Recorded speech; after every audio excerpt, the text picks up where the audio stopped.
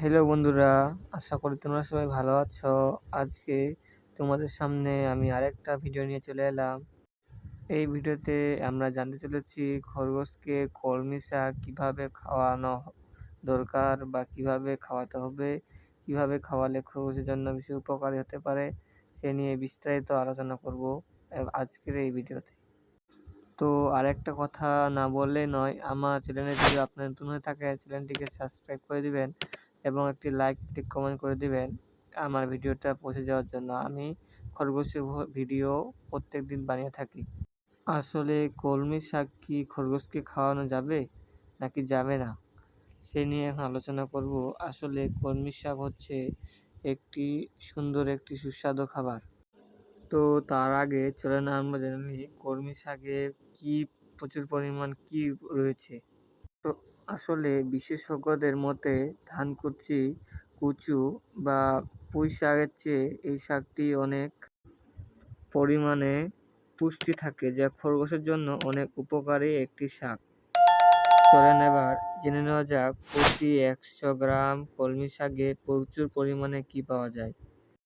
প্রতি 100 গ্রাম কলমি শাকে পাওয়া যাবে 29 কিলো ক্যালোরি, সোডিয়াম হচ্ছে 113 কিলোগ্রাম, পটাশিয়াম 313 কিলোগ্রাম, খাদ্যাস 2.1 গ্রাম, প্রোটিন হচ্ছে 3 গ্রাম, কার্বোহাইড্রেট 5.4 গ্রাম, ক্যালসিয়াম 73 গ্রাম, ফসফরাস 50 গ্রাম, লৌহ 2.5 গ্রাম এবং জলীয় 89 গ্রাম ইত্যাদি। তো বুঝতেই পারছেন কলমি শাকে প্রচুর পরিমাণ যেসব ভিটামিন থাকে সেই সব ভিটামিন খরগোশের জন্য প্রচুর পরিমাণে উপকৃত করে এবং খরগোশকে সুস্থ সবল করে, কোনো রোগাক্রান্ত হতে দেয় না। তাই আপনারা চেষ্টা করবেন সবসময় খরগোশকে প্রচুর পরিমাণে কলমি শাক খাওয়ানো।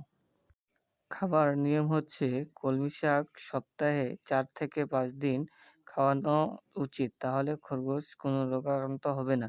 আপনারা সপ্তাহে 5 দিন খরগোশকে কলমি শাক দেওয়ার চেষ্টা করবেন।